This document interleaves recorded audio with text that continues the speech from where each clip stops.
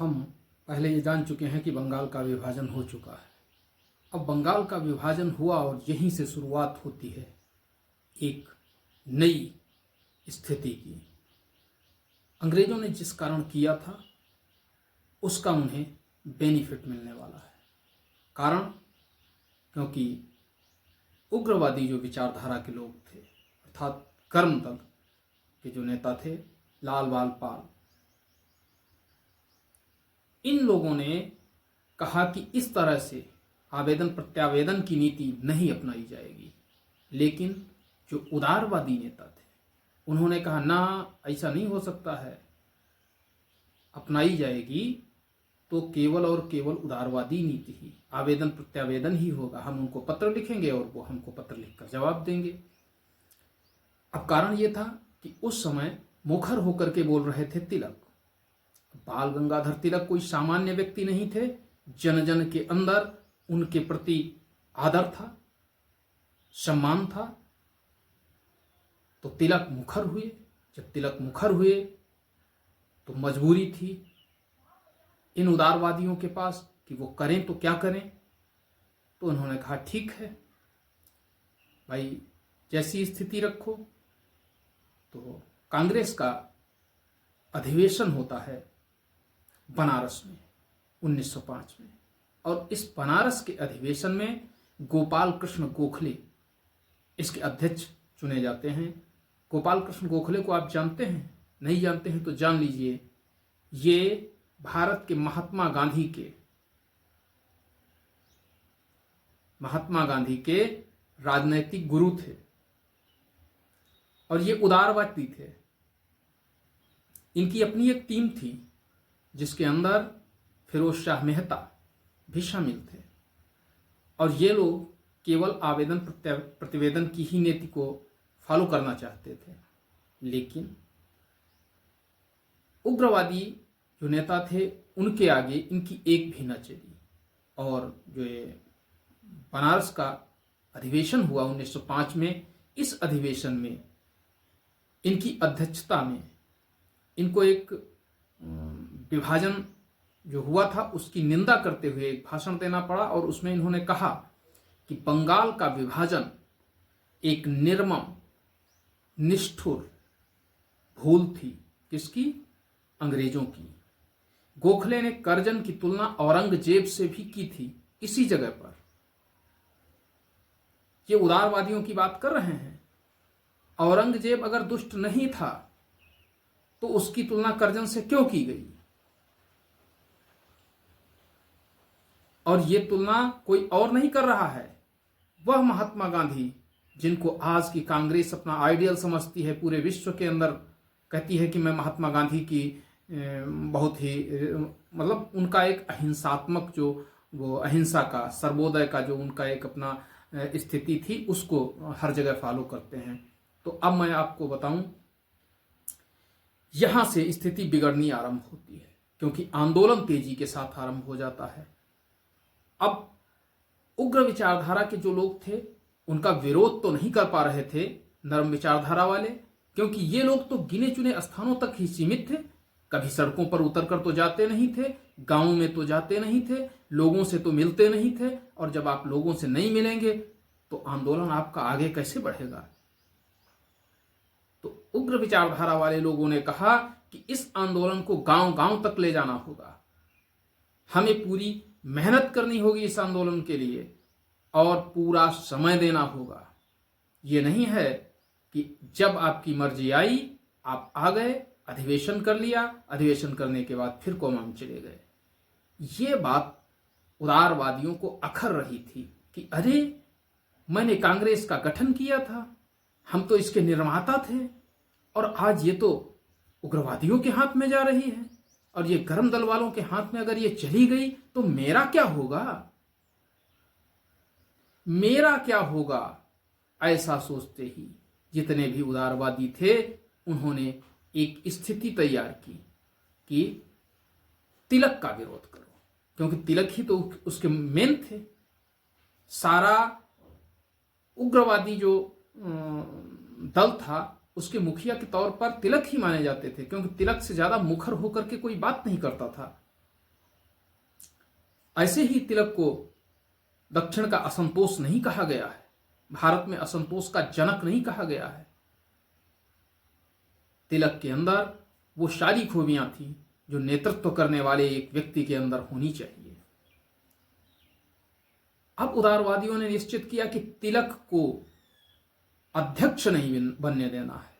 तिलक ये चाहते हैं कि ये कांग्रेस को अपने अंडर में करके अध्यक्ष बन जाएंगे, इनको अध्यक्ष नहीं बनने देना, क्योंकि ये अध्यक्ष बनेंगे तो ये उसी तरह के प्रस्ताव पारित कराएंगे जैसे उग्रवादी चाहते हैं।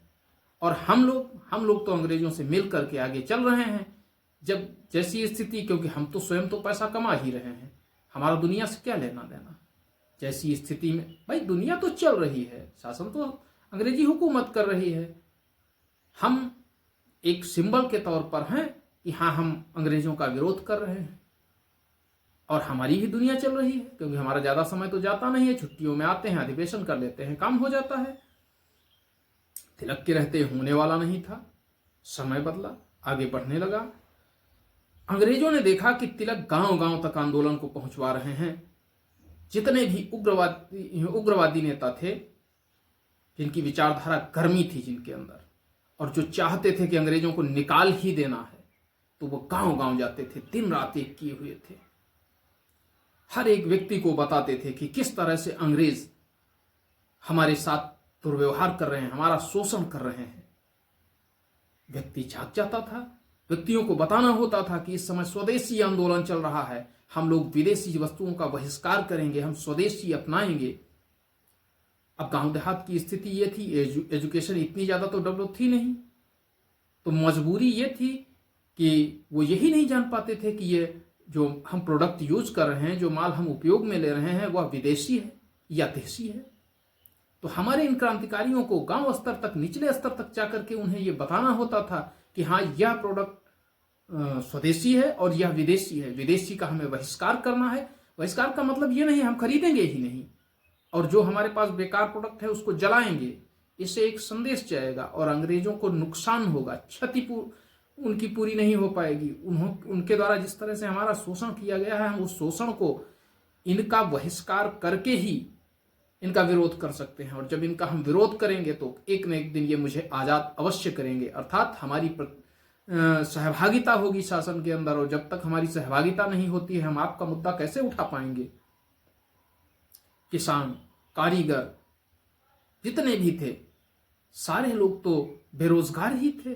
सारे लोगों को इस तरह से प्रताड़ित किया जाता था कि वो करते भी तो, जब भी कोई क्रांतिकारी उनके पास आता था तो उन्हें ऐसा लगता था जैसे देवदूत आ गया हो। आंदोलन तेजी से बढ़ने लगा तो उदारवादियों ने कहा कि आंदोलन केवल और केवल बंगाल में रखा जाए।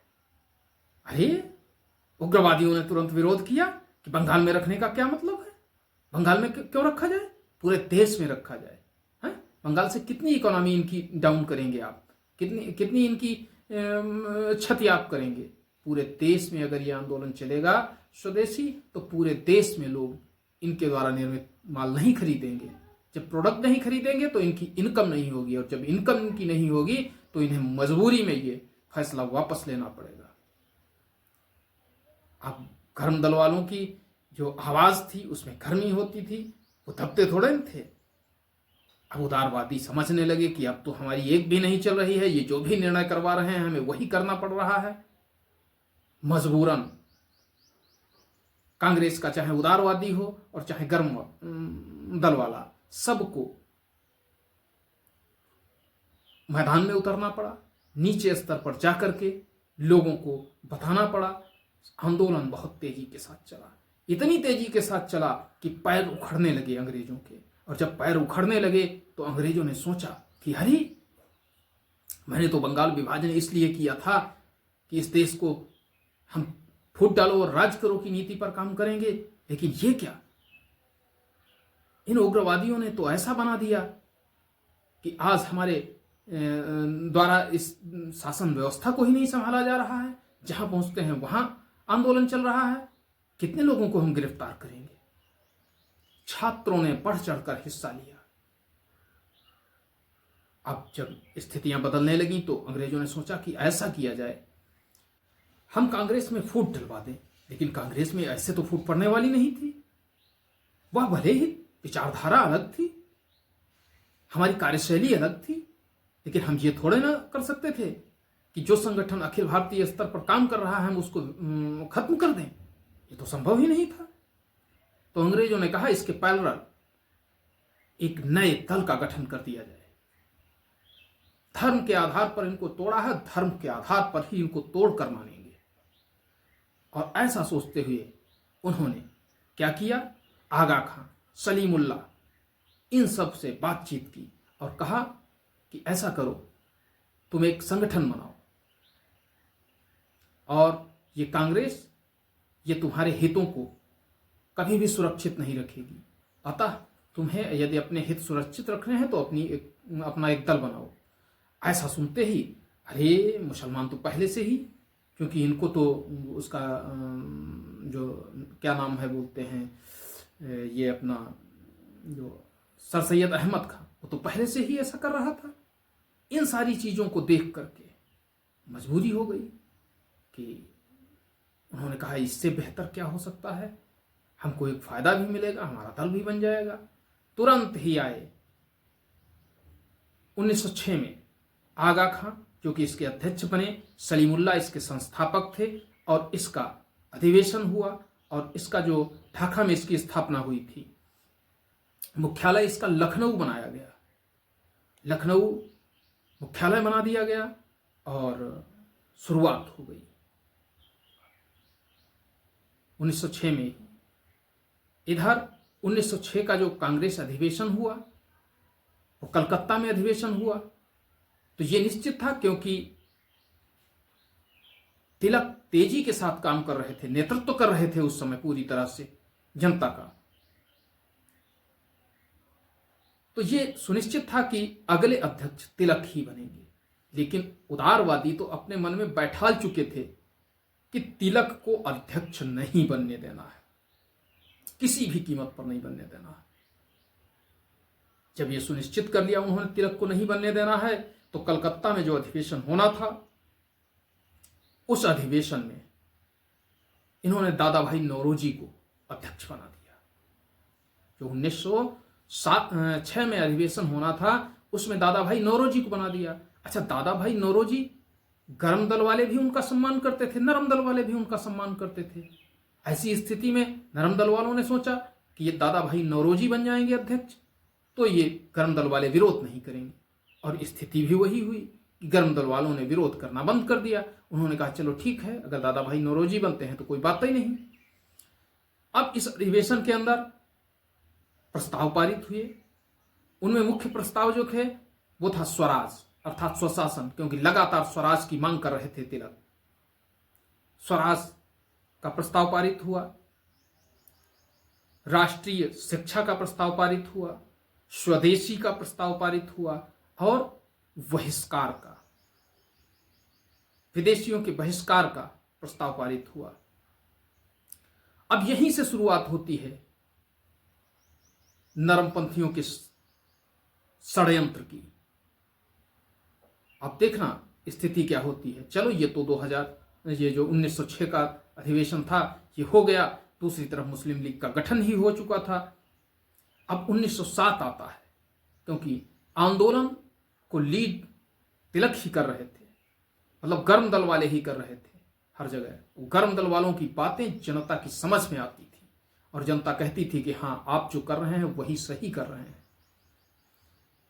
अगला अधिवेशन, ये अधिवेशन होना था नागपुर में, और नागपुर उस समय महाराष्ट्र के अंतर्गत नहीं आता था। तो ऐसा था कि महाराष्ट्र के अंतर्गत नहीं आता है तो नागपुर अधिवेशन में तिलक अध्यक्ष बनाए जाएंगे। अब नरम दल वालों ने कहा हैं तिलक अध्यक्ष बन जाएंगे, नहीं ऐसा नहीं हो सकता, उन्होंने सोचा और उस अधिवेशन को ला करके सूरत में रख दिया। सूरत उस समय महाराष्ट्र के अंतर्गत आता था, अर्थात मुंबई प्रेसिडेंसी के अंतर्गत आता था। तो जो बॉम्बे प्रेसिडेंसी के अंतर्गत था, इसका मतलब बॉम्बे प्रेसिडेंसी का कोई भी व्यक्ति इसका अध्यक्ष नहीं बन सकता है। कांग्रेस की जो संहिता थी, कांग्रेस का जो संविधान था उसके अनुसार। अधिवेशन नागपुर होना था, लेकिन तिलक न बनाए जाए अध्यक्ष, इस वजह से उसको सूरत ट्रांसफर कर दिया गया। और जब सूरत अधिवेशन हुआ तो अब तिलक तो बन नहीं सकते हैं। इस चीज का गर्म दल वालों ने विरोध किया। भाई ये निर्णय आपने कैसे कर लिया? गर्म दल वालों ने विरोध किया, लेकिन नियम तो नियम था। उस नियम के तहत अब तिलक अध्यक्ष तो नहीं बन सकते थे। रास बिहारी घोष थे, एक नरमपंथी, उनको बनाया गया। इनका नाम ये पहली बार आप सुन रहे हैं और लास्ट बार भी सुनेंगे। इसी अधिवेशन के अतिरिक्त इनका कोई योगदान नहीं था। इनको अध्यक्ष बना दिया गया, लेकिन तिलक को नहीं बनाया जा सकता। देखिए कैसे षड्यंत्र चला जाता था हमारी राष्ट्रवादिता के खिलाफ। और आज कांग्रेस कहती है कि मैंने आंदोलन लड़ा है, चरखे की दम पर हमने स्वतंत्रता पाई है, साबरमती के संत तूने कर दिया कमाल, ये गाना गाया जाता है, बिना खडग बिना ढाल।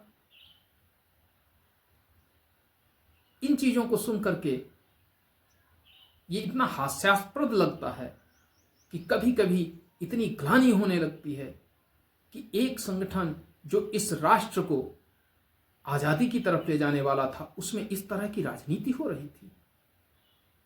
फिरोज शाह मेहता ये उस समय के बड़े वकील थे और ज्यादातर नरमपंथियों में वकील ही थे, और सबकी प्रतिदिन की बैठक होती थी अंग्रेजों के साथ। इसी बीच कोई बात अपनी रखवा लेते थे थोड़ी बहुत कि ऐसा ऐसा कर दीजिए, इससे हो सकता है कोई फायदा हो जाए, आपको भी नुकसान नहीं होने देंगे। तो अंग्रेज कहते थे कि ठीक है, इधर होने वाला है, देखो हम देखते हैं, विचार करते हैं।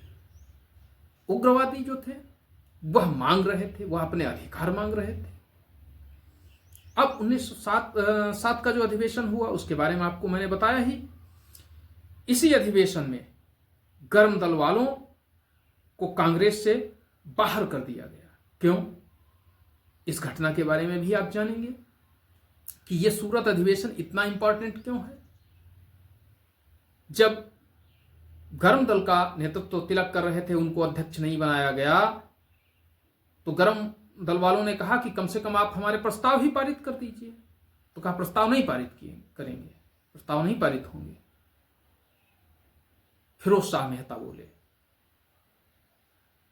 अब ऐसी स्थिति में तिलक ने क्या किया? उन्होंने कहा अगर आप पारित नहीं कर रहे हैं तो कम से कम हम मंच पर चढ़ करके पढ़ ही दें, अपने जो हमारे प्रस्ताव हैं उनको हम पढ़ ही दें। पारित नहीं होंगे वो अपनी जगह। अब भय बैठा था नरम दल वालों के अंदर कि अगर तिलक अपने प्रस्ताव पढ़ देंगे तो स्वाभाविक है कि वह प्रस्ताव ऐसे थे कि उन प्रस्तावों को ना मानना कांग्रेस की के लिए थू थू करा देगी। तिलक चढ़ते हैं कागज हाथ में लेकर के मंच पर, और ज्यों ही तिलक पढ़ना आरंभ करते हैं अपने प्रस्ताव, त्यों ही वहां पर मंच पर बैठे फिरोज शाह मेहता आते हैं और वह तिलक के हाथ से वो कागज छीन लेते हैं। तो तिलक कागज रोकने के लिए प्रयत्न करते हैं और मेहता छीनने के लिए। हाथापाई होने लगती है। हाथापाई में स्थिति क्या होती है? नीचे से एक कोई सज्जन होंगे, वो जूता चला देते हैं और वह जूता सीधे जाकर के फिरोज शाह मेहता के गाल पर लगता है। जब वो जूता फिरोज शाह मेहता के गाल पर लगता है तो तुरंत ही नरमपंथी गर्म दल वालों को कांग्रेस से बाहर का रास्ता दिखा देते हैं। केवल बाहर का ही रास्ता नहीं दिखाते हैं, अभी देखना किस तरह से कांग्रेस साजिश करती है, कितनी दुष्टता का परिचय देती है यहां पर। भाई चलो, पारित हो गया कि कांग्रेस से उग्रवादी विचारधारा वाले बाहर कर दिए गए, हो गया। जनरल मिंटो ने गृह सचिव को तुरंत ही पत्र लिखा सूरत अधिवेशन के बाद, और उसने कहा मार्ले उस समय गृह सचिव था। ये मिंटो मार्ले अभी आएगा आगे, हम उसके बारे में भी आपको बताएंगे कि सूरत में कांग्रेस का पतन हमारी बहुत बड़ी जीत है। उसने कहा कि कांग्रेस का पतन हो गया है, क्योंकि ये तो कुछ कर नहीं पाएंगे जो गर्म दल वालों को बाहर निकाल रहे हैं। करने वाले गर्म दल वाले ही थे, इनके तो किए धरे कुछ होगा नहीं। ये हमारी बहुत बड़ी जीत है मित्रों। इधर ये हो जाता है, वर्ष 1908 आता है। वर्ष 1908 का मद्रास अधिवेशन होता है और मद्रास अधिवेशन की अध्यक्षता की बात अलग रखें। मद्रास अधिवेशन से पहले ही समस्या यह होती है, अलीपुर षड्यंत्र हो जाता है। अलीपुर में शस्त्रागार लूट लिया जाता है और उस अलीपुर षड्यंत्र का दोष लगा दिया जाता है तिलक के ऊपर। क्यों? क्योंकि फिरोज शाह मेहता एड़िस चोटी जोर लगाए हुए थे कि तिलक का कैरियर समाप्त कर देना है, तिलक को हमें आतंकवादी घोषित करवा देना है। और तिलक के ऊपर आरोप लगता है, तिलक को 6 वर्ष की जेल हो जाती है। मांडले जेल, वर्मा की मांडले जेल में तिलक रहे हैं और वहां रहते हुए तिलक ने गीता रहस्य लिखा है। तिलक कोई सामान्य नहीं थे, इसलिए उनको हटाया गया। और कितने वर्षों के लिए? 6 वर्ष के लिए, कि कांग्रेस से उनका अस्तित्व ही समाप्त हो जाए। मित्रों, 6 वर्ष के लिए हटाए गए और इधर कुछ नहीं होता। तिलक की गिरफ्तारी हो जाती है बंबई में। तिलक इतने फेमस थे कि पहली बार मिल मजदूरों ने तिलक के फेवर में विरोध किया था, हड़ताल की थी। ये पहली हड़ताल थी। वो लोकमान्य ऐसे ही नहीं कहे जाते हैं, जनता ने उन्हें अपना नेता चुना था। और उन तिलक को सिर्फ इस बात की सजा मिल रही थी, इन उदारवादियों के लिए, जिनको बहुत अच्छा हिंदुस्तान के अंदर कहा जाता है, हाँ? उनको कहा जाता है आरएसएस के जो लोग थे वो जाकर के अंग्रेजों से मिलते थे। अरे कांग्रेस से तो निकम्मा इस धरती पर कोई संगठन ही नहीं बना है। कांग्रेस को गहराई से जब आप पढ़ेंगे तो आपको पता चलेगा कांग्रेस से निकम्मा कोई संगठन ही नहीं बना है। इसका हर नेता दलाल था। अभी हर एक की बात बताएंगे। देश का विभाजन भी कांग्रेस की ही देन है, हाँ, और उसकी पटकथा 1920 में ही लिख गई थी। अभी हम आपको उसके सारे के बारे में बताएंगे कि क्या स्थितियां हैं। अभी हम तिलक के बारे में बता रहे हैं। तिलक को जेल हो गई। अरे अब तो प्रसन्नता, अब कौन सी दिक्कत थी? तिलक को जेल हो गई, इधर का कार्यक्रम चल ही रहा है, कोई दिक्कत नहीं। हाँ, ये सब होता चला गया। घटनाएं क्या थी? इसी बीच अंग्रेजों से मिला गया। देखो, मैंने कहा था कि जो सबसे बड़ा उग्रवादी था, मैंने उसको तो गिरफ्तार करवा दिया है, उस पर तो आरोप लगा दिया। ये व्यक्ति कोई उनके केस की वकालत करने नहीं गया। क्यों नहीं गए भाई? तिलक अगर अंदर थे तो आप क्यों नहीं गए? अभी देखना, तिलक की मृत्यु का भी ये कांग्रेसी लाभ उठाएंगे भविष्य में। लेकिन आज हम इतना ही आपके सामने रख रहे हैं कि तिलक को जेल भेजा गया है, 6 वर्ष की जेल, मांडले वर्मा की जेल। किसने भिजवाया? इन्हीं नरमवादी इन कांग्रेसियों ने, जिससे कि उग्रवादी विचारधारा के लोगों का महत्व थोड़ा कम हो। क्योंकि सूरत अधिवेशन में उनको कांग्रेस से बाहर कर दिया गया था और उनके बिना इनकी चलनी भी कुछ नहीं। अभी मैं आपको बताऊंगा आगे। आज के लिए इतना ही, मिलते हैं अगले दिन अगली वीडियो में। तब तक के लिए धन्यवाद। जय श्री राम।